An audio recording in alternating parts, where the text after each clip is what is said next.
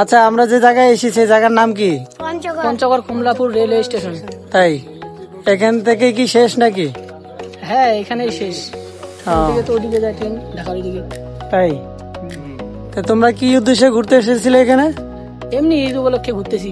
তাই তোমাদের এই জায়গাটা অনেক সুন্দর নাকি?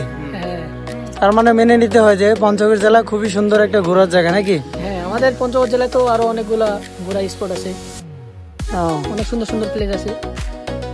তাই কারণ তোমরা যে এখন এখানে ঘুরতে আসছো তোমাদের কিরকম লাগতেছে? অনেক সুন্দর লাগতেছে, অনেক মনোরম পরিবেশ।